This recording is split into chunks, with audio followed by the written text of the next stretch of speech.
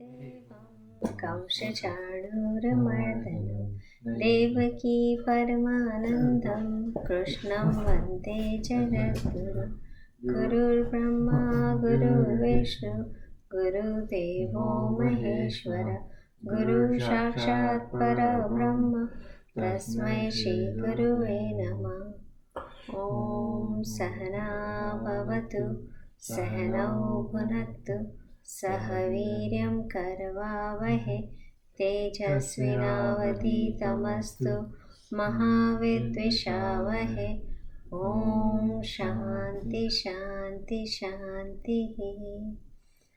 असतो मा सद्गमय तमसो मा ज्योतिर्गमय मृत्योर्मा अमृतं गमय। ॐ शान्ति शान्ति शान्तिः। ॐ पूर्णमदः पूर्णमिदं पूर्णात् पूर्णमुदच्यते पूर्णस्य पूर्णमादाय पूर्णमेवावशिष्यते। Okay, we will start with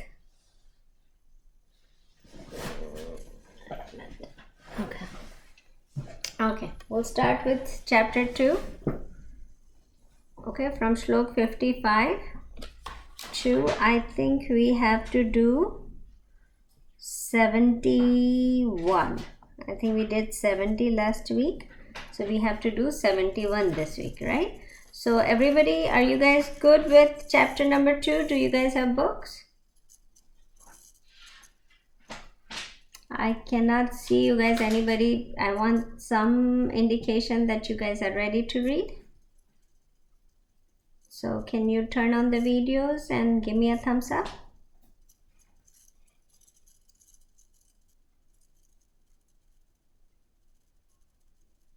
Awesome. You guys good? Okay, let's start.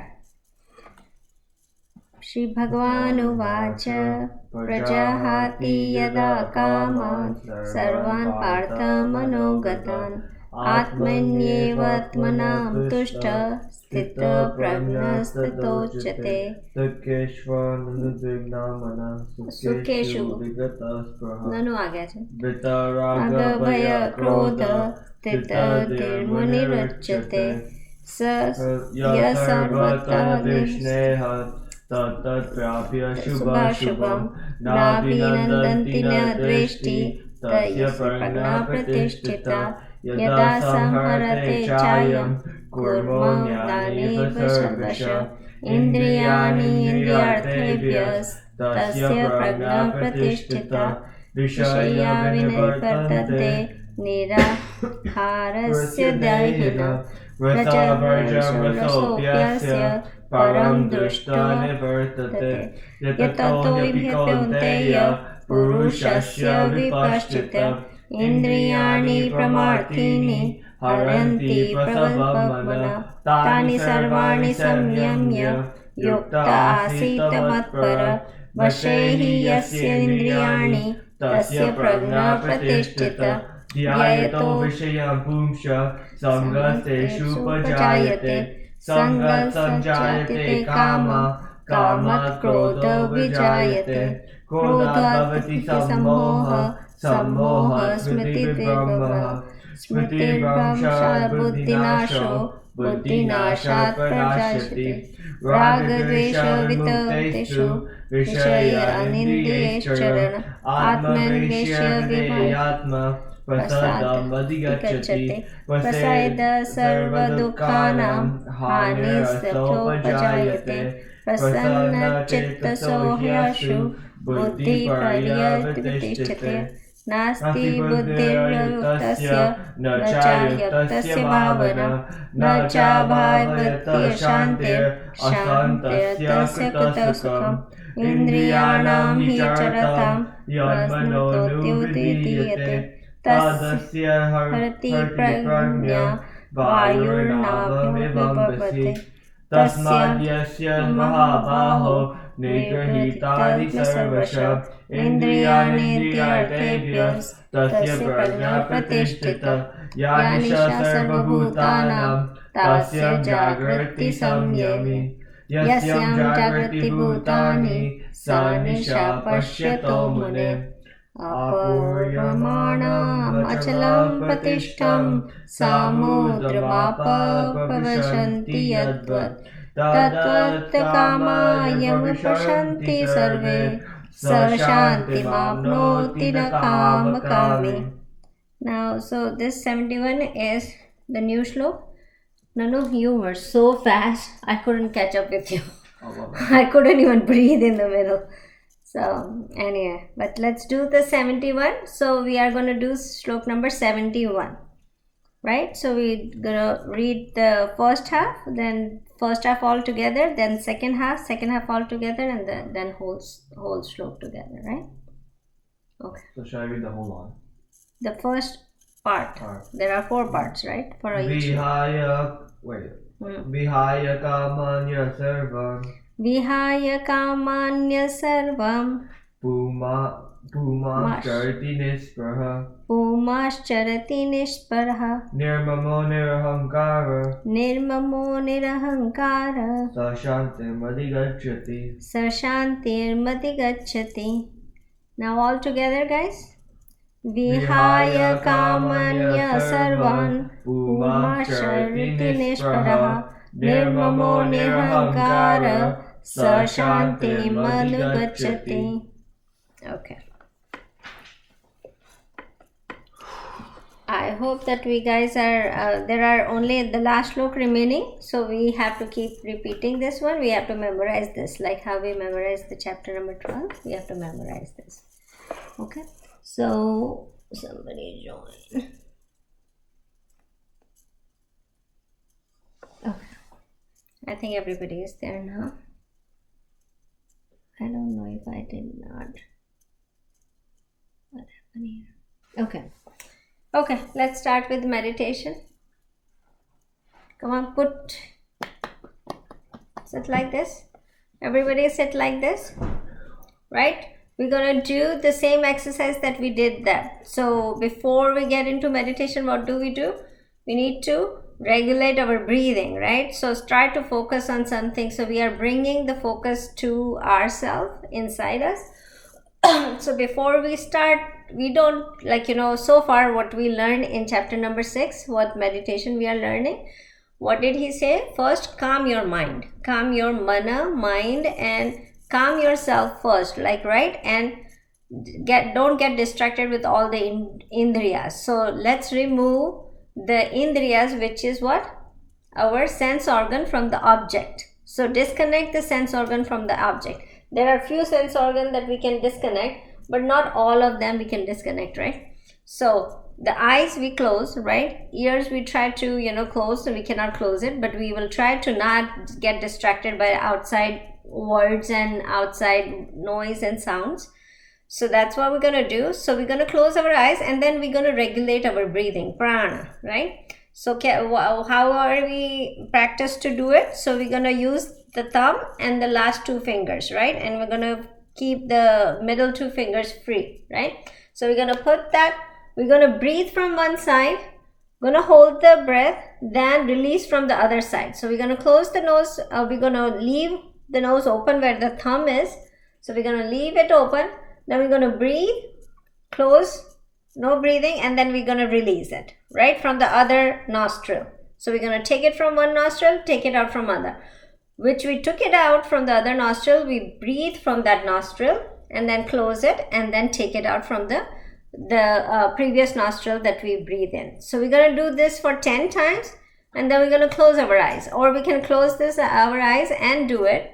And then I'm going to guide you through what you need to think about it. So just bring the focus, right? So we're going to try to bring the focus to inside us, and then we will start the meditation right that way, right? So are all you guys ready? So let's make the mudra, and the other arm we put it on our lap, right?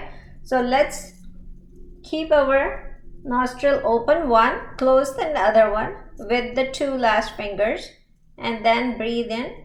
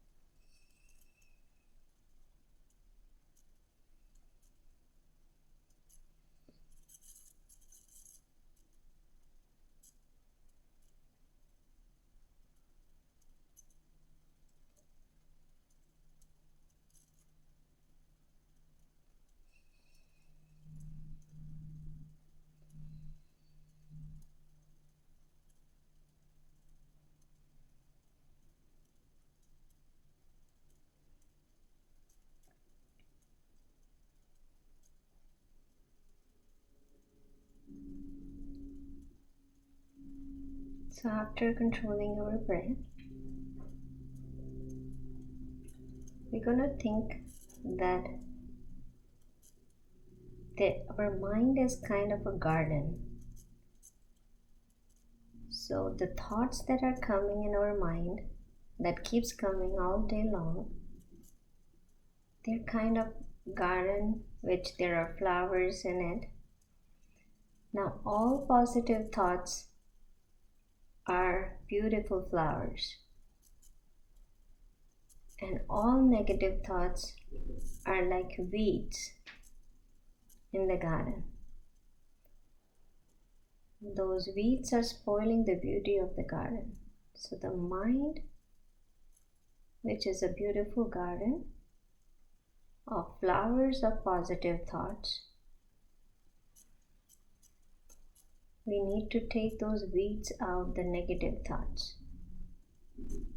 Negative thoughts for ourselves or for anybody else.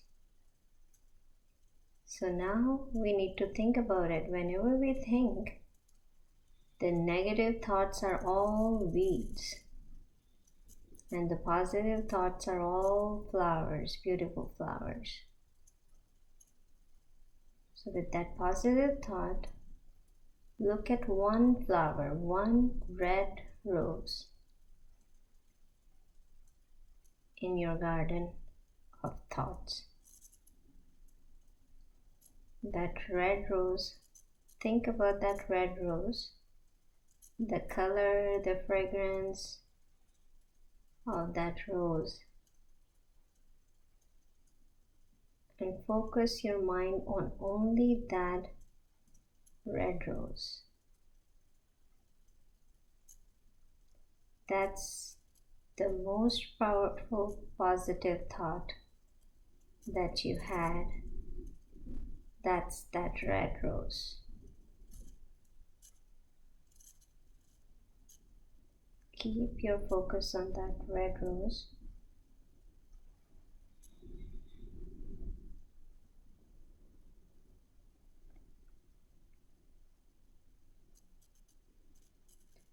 Now place your deity, the God that you believe in, the Ishtadevata, on that red rose. It could be your Ganesha, it could be Shiva, it could be Hanuman. That's on your red rose.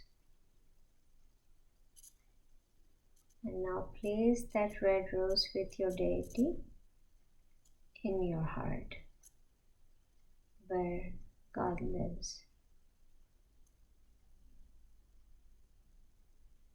With that flower,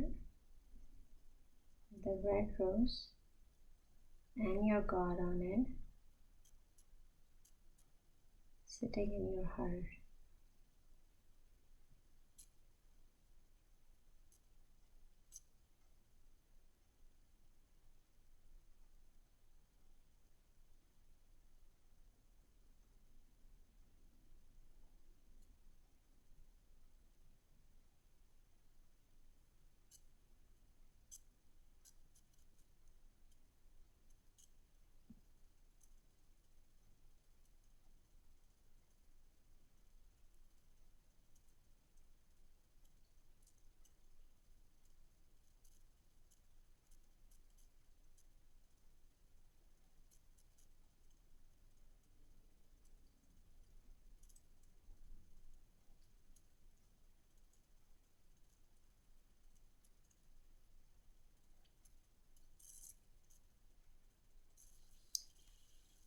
Slowly open your eyes. Okay, slowly, surely open your eyes. Okay? What happened? Okay.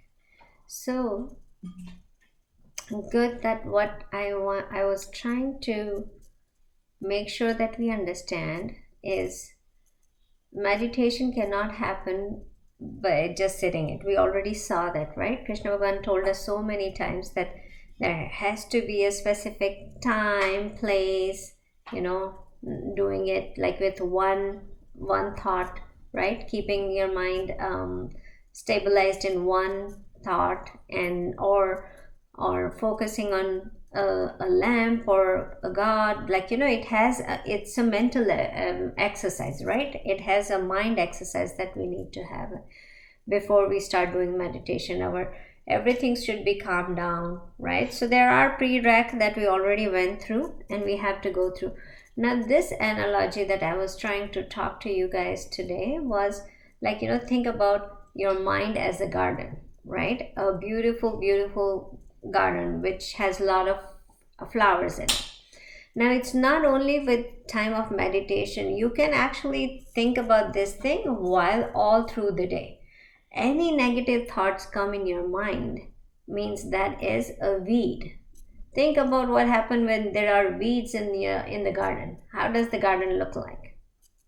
Right? It looks like so bad that you want to take those weeds out because it doesn't look good, and it spreads so fast. The negative thoughts spread like weeds so fast that the whole our thought system, mind, full of negative thoughts comes. Though we are thinking, even if we are thinking like how bad I am, right? That negative thought, as well as like that person is so bad, and that related to the interconnected thoughts going to be so much that the whole garden will be full of weeds. So as soon as you start thinking about a negative thought that comes in your mind, you have to throw that first. Forget about meditation, forget about calming your mind, forget about purifying your mind. First of all, we have to take those negative thoughts out, right? That's why it says that when you are mad at somebody, or you are about to think negative about somebody because you are mad or you don't like this person, first of all, before doing meditation, you need to either forget about that person in your life, or forgive that person if you think that person has done wrong with you. You have to forgive that before you can sit on the meditation. Otherwise, you cannot sit on a meditation and do a meditation if you have some rage or some bad feeling about somebody, right?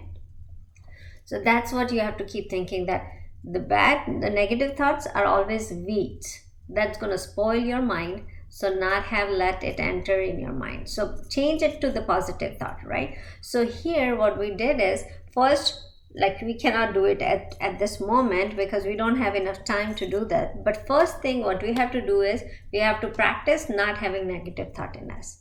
And then move to like thinking about positive thing. Then there are so many positive things, right? Then narrow it down to one thing, right? And then put your deity, put God in it, and then put it in yourself. That's where you will feel that God is within me rather than looking around it. So first we close our senses, we disconnect the sense and sense object.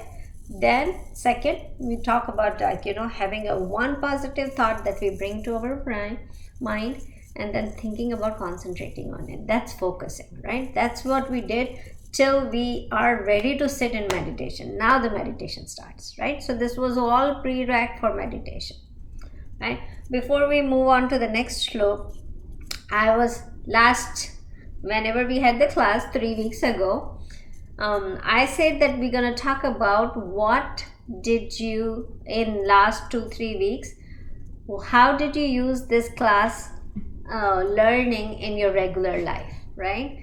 What did you do in your regular life that you use this class for? And I said I will share something from my side too, and I want you guys to share it too. So who can share how did you use this class in your everyday life? Anybody?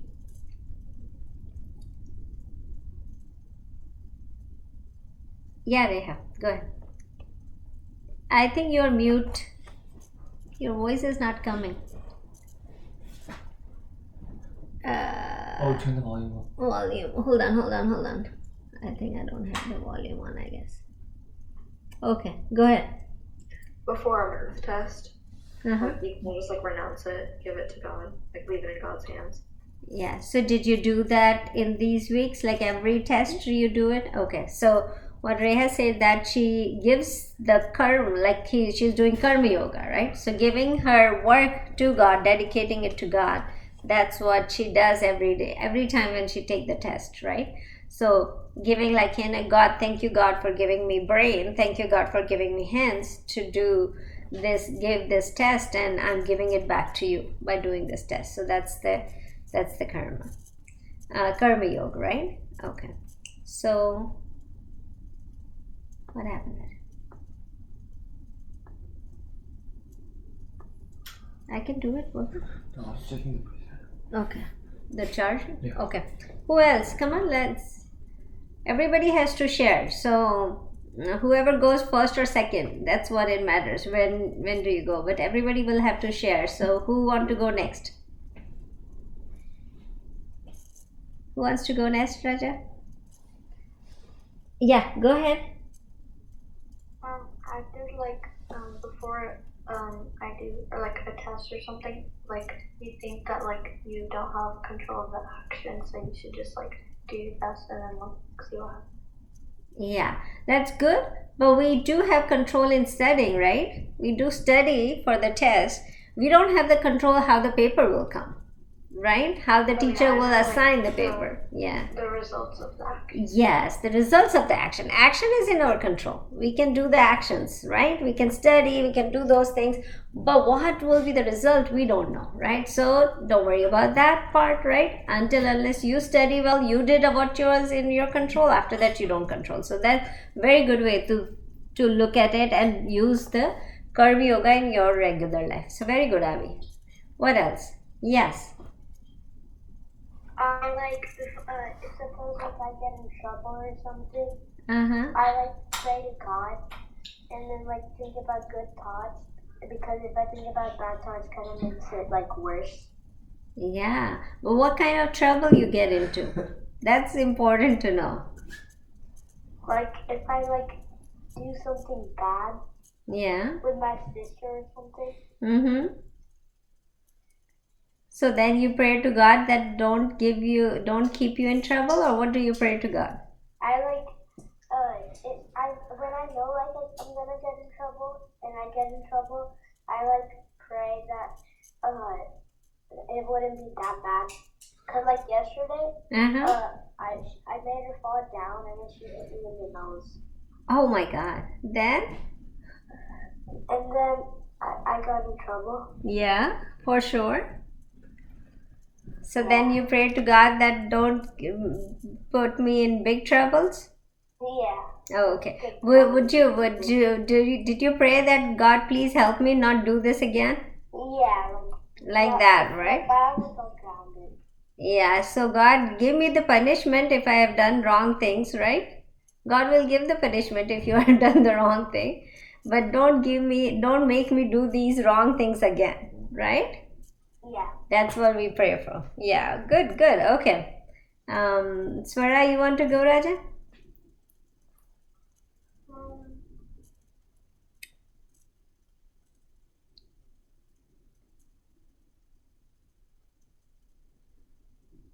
Swara, we waiting on you, right? Yeah. Yeah. Thank you. Okay.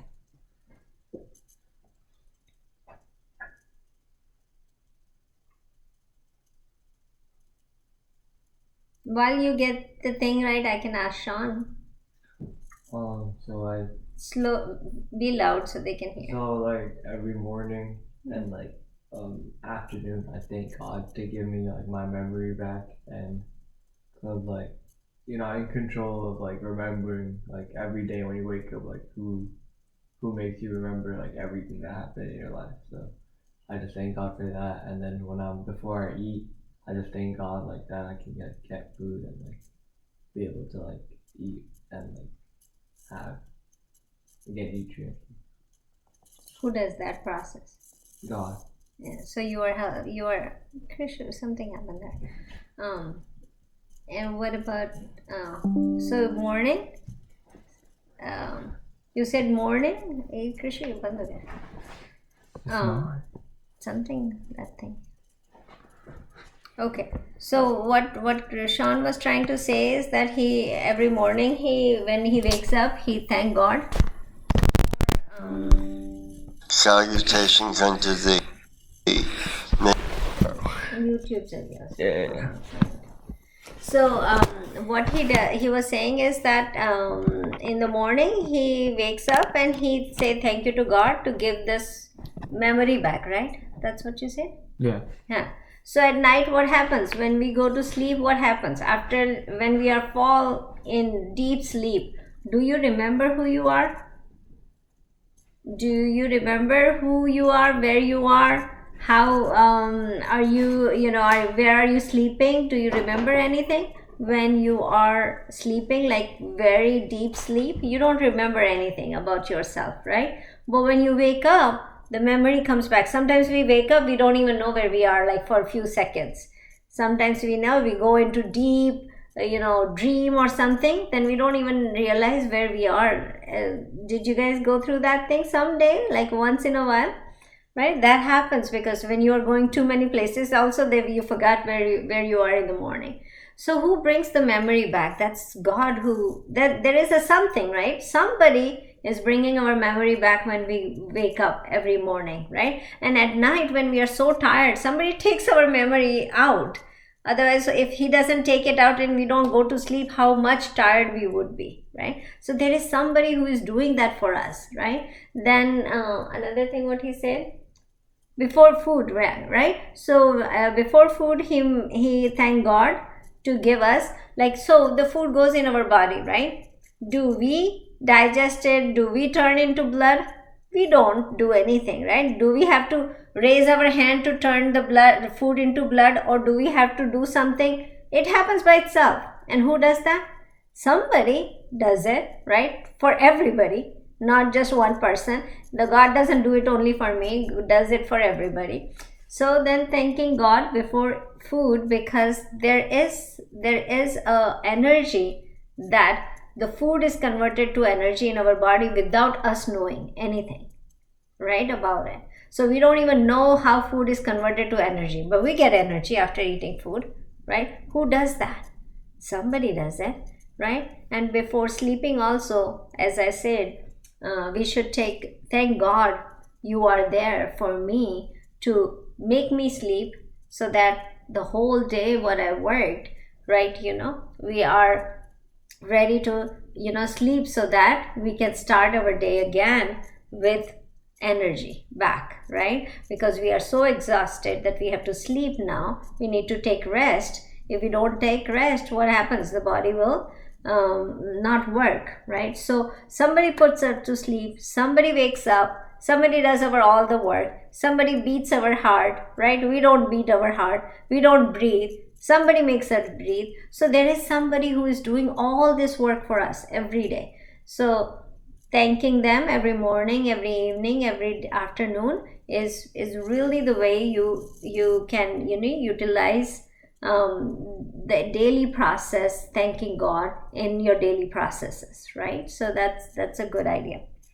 So for me, I would give you an example how what I did these days to help me out. So I keep on saying that Gita helps you to come out of sorrows, and if you are unhappy, Gita helps you to bring to come to out of this sorrow and happiness cycle that you are. So I feel like there are some things that not going according to my way at work or in house, something happening. So what it brings you down, right? It brings you down and you feel sad. So when these moments come in my life, what I do is I every morning when I wake up, I always think about it, saying that God, when the good things were there, I never ask you why so many good things are happening around me, right? So when there are so much happiness, I never said why you made me so happy, right? When we are happy, do we ask God why we are so happy? We never ask God. We always say, okay, I'm happy, I'm doing so good. Oh, I got so much good grades, or I'm here, I'm doing this, or I have so many good friends. I never ask why God you gave me good friends, right? So when the sorrow comes, I don't have any right to ask why God it's happening to me, right? So when something bad is happening in my life, I don't go up and say, God, why me? Why this whole thing is, why everything is bad happening with me?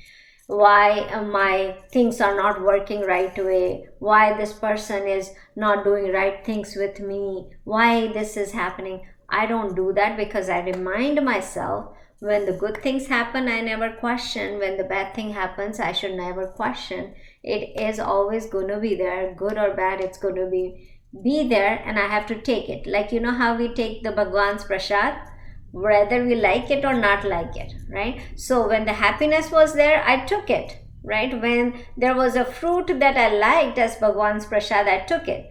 But when the things are not going my way, right? When the things that I don't like the fruit that I don't like is the prasad, I still take it, because it's Bhagwan's prasad. So that's what I keep remembering myself in the morning when I wake up. Then 3 things keeps me out of the sorrow. First thing is this. Second thing, I say to God that you are with me, right, all the time. So why should I worry? When there was good things, you are with me. When there are bad things, you are with me. So I am not alone in this, right? Somebody is with me. So I don't get scared about having sorrows in the life, because God is with me.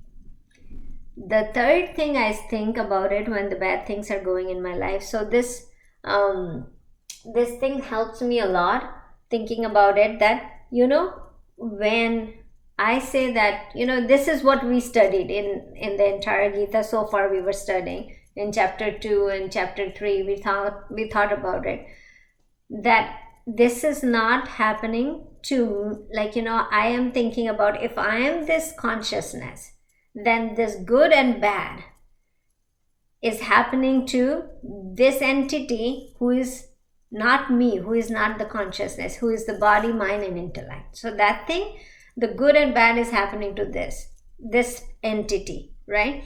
Which is temporary.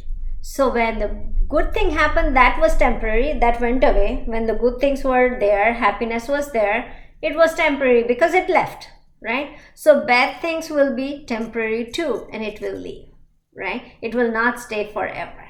So good and bad are temporary. It's going to keep rotating. It's going to come and go. It should not worry me as consciousness. It should be worried to this person, but not worried to me. So these are the 3 things that help me come out of the sorrow. And this thing I utilize every day when I'm when I'm going through a tough time in my life. So this is what I am doing right now. So every morning I think, first thing, that when I never asked God when happiness came, why would I complain to God when the bad things are coming? Second thing is, when I am, when God is with me at good parts, God is with me in the bad things too, and He will take care of me, right? The second thing. The third thing is that when the happiness was temporarily, the sadness or the sorrow is temporary too. It will come and go away. So I don't have to worry about it. So this keeps me away from all these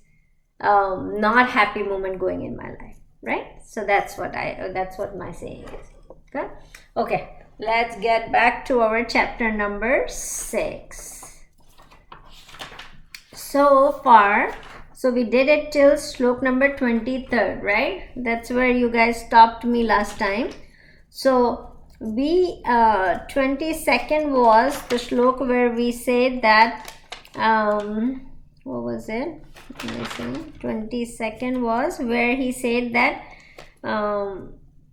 there is no superior gain. We think when we establish in self, so there is the greater sorrow moves away. So the sorrowness goes away. The greater sorrow moves away, and there is no I missed it. There was no superior gain that you can get beyond getting in meditation or getting in samadhi. There is no superior gain than establish yourself in self, right? So that's where we left. So let's go to shlok number 23rd, right? So shlok number 23rd, you want to read it, Sean? Is it young love?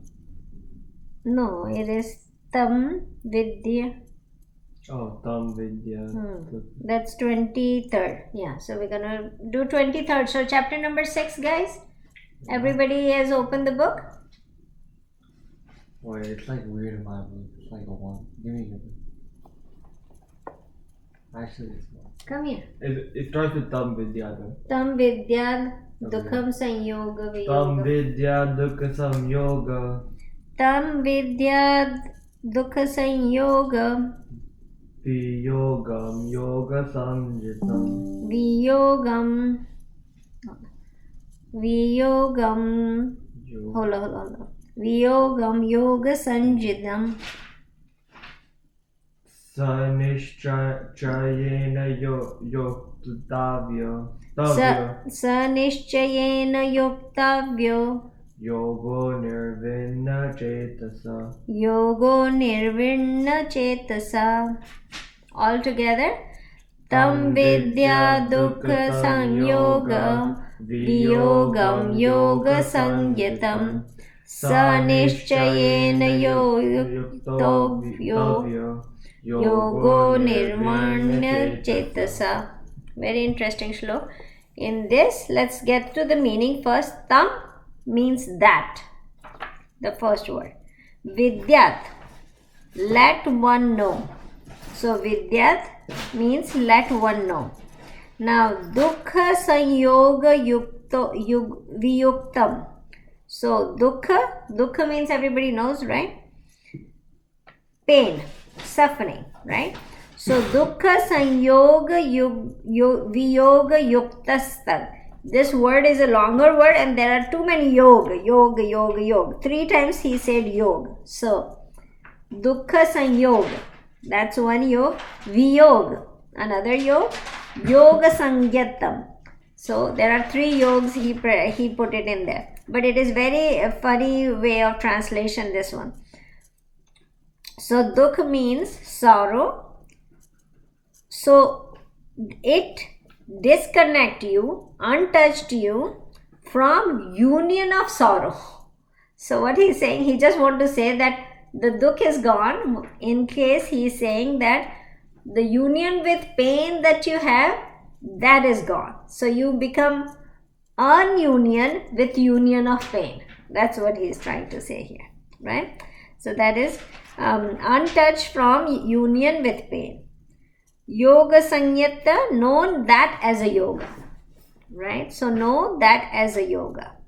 Then Sa means that.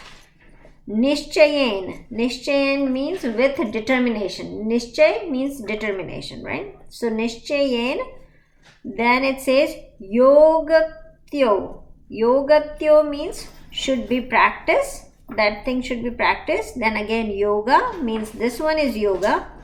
Then Anirvarnya Chetasa, with despairing mind, with the despairing mind. So now if we put it together, in Sanskrit is a very funny language. What happens is, like, if we says, in English if we says, oh let me get that, right? Or that I will get, the meaning changes, right? If we replaces the word from one side to another, the meaning changes. But in Sanskrit, the meaning doesn't change. If you put the word here and there, the meaning of the sentence never change. You can put the word here or there.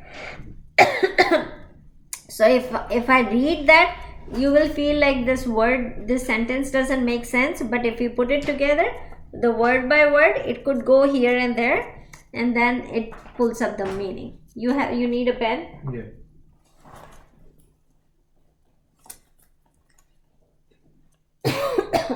There you go. Okay, so if you put it together, what he is saying, that let that be known as a yoga. So he is describing the yoga here of untouched from union with pain. So the yoga which is untouched with union with pain, that kind of yoga should be practiced with determination. So if you want that kind of yoga, it has to be practiced with determination and with an undespairing mind, with conviction and without depression of the spirits, right? So this yoga that you want, if you want this pain to go away, this union with pain of yours, you want to break that union, then you have to do this kind of yoga with consistency and determination, right? So that's what he's saying. Very simple, that we have to do this yoga consistently and with the whole conviction that we believe in this, right? So yoga is what? Two things, right? We talk about it, samadhi, and the second one is what we do is we re-establish ourselves in the self, in consciousness. We think that the consciousness is the absolute real, absolute truth, right? So that thing and samadhi, those are two kind of different things that we consider as yoga, reaching that place, right? So now what we would do is, have anybody heard about a book named Secret? There was a book that Rhonda Byrne wrote, a book, Secret, and it was very, very famous book, right? People actually followed her so much. In that book, what he said, that whatever you want, you can get that. Whatever in life you want wealth, you want kids, you want good partners, you want good good behavior, whatever you want, you can ask the universe and universe will give it to you. That's what the whole book was about. Secret, that you ask to universe that this is what I want, and there is some technique given in the book that if you do like this, you will ask for universe to give it to you and universe will give it to you, right? So that was the whole thing she wrote about it. Now she wrote a second book. The second book is The Greatest Secret. The first was Secret only. The second book was Greatest Secret, right? In that Greatest Secret, she talks about Gyan Yoga, which we talk about in chapter 2, right? Gyan Yoga, that there is nothing, the mind, the body, the intellect is not yours, it's the consciousness that is the real, right? So she talked about this. Now look at that, how connected this is with us, right? So the first book is the Karma Kanda that we do. Like we go to the God, we ask for it and God gives us. So in universe, in her language, we talk about, oh God, right? We do, oh I will do this vrat, or I will do this thing, God give me good grades, or oh do this for me please God, good. So this thing was in Secret, right? Then she went to the little bit higher, which is the Greatest Secret, which she talks about more about the the Jnana Yoga, right? She talks about, like, what everything that you think, right? So that the body, the mind, and the intellect, beyond that, there is something, that's what the real self is, right? So I was just thinking about it while I was thinking this samadhi and this thing, how it is like the lower religion that we practice is the secret, the higher religion we practice is the greatest secret, right? According to her too. So now what happens is, when we do this meditation, it's really hard, right? We talk about this, that hey, you can be we can be separated from the pain if you do this yoga, but we sit down and our mind keep chattering here and there. How can we do meditation? That's not the way to do it. We don't know how to do it, right? So it's so hard on us to do it. But if you look at it, this is going to keep on saying that have faith in it. The Ashtavikar Gita explains that very profoundly, that don't think about anything else. Just have faith in it and keep doing it, right? Probably the day 1 you will not get anything. The day 2 you will not get anything. The day 3 we talk about this rose in our garden, we will not even able to see that rose. If 6th day we will not do it. 1000th day we might not be able to see it. But have total conviction in this process that Krishna Bhagavan has told in this book, that we can do it, and this is the way to focus, to concentrate, and to get to that samadhi place when we have this when we keep doing this meditation. So you need to hold that,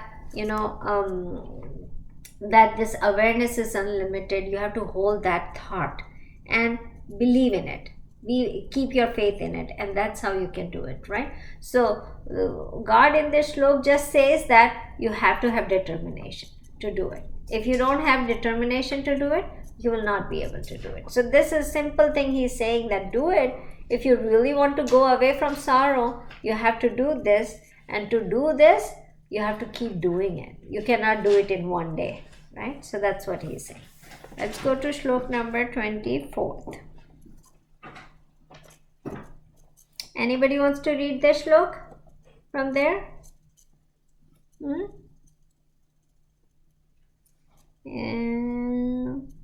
Not that hard, I guess. Anybody wants to read it? Avi, you want to read it, Raja?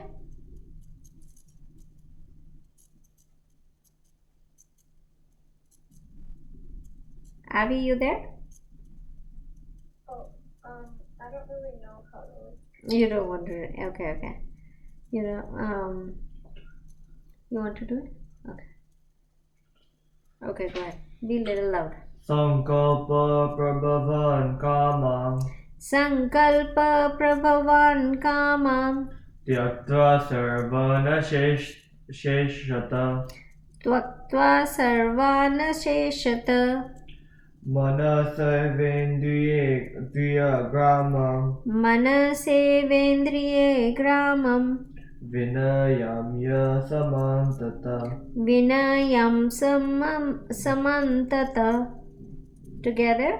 Sankalpa prabhava shaman tyakta sarvana sheshata manasevendriye gramam vinayam samantata.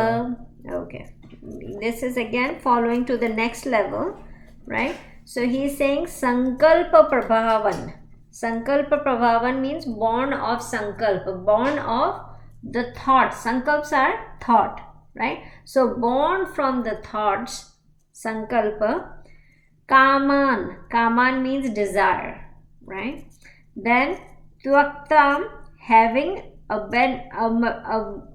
so it is desire, having abandoned sarvan, all. Asheshat means without reserving it. Manasa means by mind. Eva means even. Indriya gramam means group of senses. All the group of senses are together. Indriya gramam. Vinayayam, that means having completely restrained. Samanmatat, that is from all the quarters. So what he's trying to say here, that abandoning without reserve all desires born of sankalpa and completely restraining the group of senses from all quarters by the mind, yoga should be practiced. No, your definition might be different, little. No. Okay. So now what he's saying, so the desires that we are talking about, right? We talked about it before too. So the desires that are coming out of the sankalpa means the thought, not just the desire superficially, right? The root of desire has to be taken out, has to be abandoned. Then only we can sit in this yoga, right? So the first of all, he's saying that abandoning without reserve of all desires born from sankalpa and completely restraining the group of senses, right? Restraining the group of senses from all the quarters. So all the senses should be shut down by the mind. So mind has to be used here. The big part in the meditation is you have to use your mind and intellect. Those two organs of our body has to be used. You cannot let it go away that, oh, okay, I'm not the mind, I'm not the intellect. That's a different concept, right? But we are using our intellect and mind. Jnana Yoga, Bhakti Yoga can be done by anybody.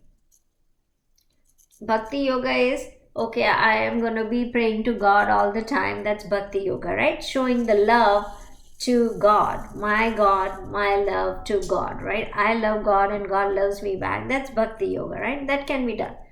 For Jnana Yoga, you have to use your intellect and your mind. Your thoughts has to come, your mind has to be used to. People who are not intellectually sound cannot understand the Jnana Yoga. They can easily understand the Bhakti Yoga. So Bhakti Yoga is not difficult, but Jnana Yoga, the person has to use the mind and intellect. And here God is saying that first of all, you have to throw away all the desires from the Sankalpa point, from the root of where the desire is born. At that point, we have to take it out by using our mind, by using our thoughts, right? And then that yoga is being practiced. So this is more advanced advice on meditation from God, right? What he is saying, the Indriya and Gramam, bring all these collection of senses and the object of senses. You have to restrain them. You have to close that. Now you can close the eyes. You can close your ears somewhere, little bit, do the earplug and everything. How will you close your nose? You breathe from there. You cannot close it, right? So he's not talking about physically, he's talking about mentally in this, right? So we have to make sure that we are understanding that we are closing everything, all the senses when we are sitting for meditation, right? So in this, so for focusing, we are taking this, we are taking that whole distraction of mind away. Now by using the mind means the thoughts that you are bringing it in. Again, the meditation that we did earlier today, like not having a negative thought, we are thinking about having all the positive thoughts. So then what happened is these negative thoughts are also that are bringing more desires, right? So bringing more desires and root of the bringing the desires are always like these thoughts that come, right? First, it doesn't come like, oh, okay, the object and senses get connected and then we start thinking about that object. When we start thinking about that object, then we think, oh, okay, I can get that. And then the desire starts of getting that object. So that thing, that's the root of it, right? So the sankalpa should go away. Now what happens is, when we sit down and we start meditation, do you guys feel like you can stick to one thought, or plenty of thoughts come? Like gush of thinking thoughts start coming as soon as you close your eyes, right? How many thoughts start coming, right? As soon as you sit down, you're like, what's my plan for today evening? Oh, am I going then? What's for dinner today? Or how much homework do I have? Or how many things I need to talk about? Those are the things comes, right? That's because your sankalpa, that you haven't made the firm decision of doing meditation, that sankalpa is not strong towards the meditation, but it's strong towards the desires. That's why those thoughts going to keep coming. So as we are student of Gita, what we need to do is when we sit down for meditation, we need to throw all the sankalpa of the desires and we need to take the sankalpa for doing the meditation, right? So I'm sitting down, I'm taking the sankalpa that I'm going to try to do this meditation by focusing on one thought. And that sankalpa, we have to take it so that we can go ahead and start doing the meditation, right? So that's what God is saying, that all these emotional baggage that we have to cut that down and then start the meditation, right? So that's what that is. And I think we can do, what's the time? Can we do one more slok? 4:30. Oh, it's already 4:30. Yeah. This one is not too long, but okay, let's wait for next week to do it. So we can do the slok number 25th next week. Okay. let's close it. But let's keep sharing whatever you guys do in the weekdays. Make sure you think about it and tell me, and keep this Gita class in mind when you are doing any action, and then see if you can change the things that you were doing before and bring a new way to think.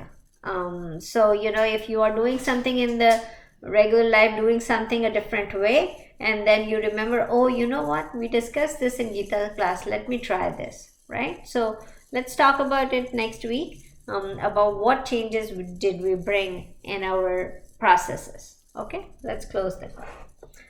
Vasudeva Sutan Devam Kanshachanurmardhanam Devaki Paramanandam Krishnam Vande Jagadguru. Gurur Brahma Gurur Vishnu Guru Devo Maheshwara Guru Sakshat Parabrahma Tasmai Shri Guruve Namah. Om Krishna Arpanamastu.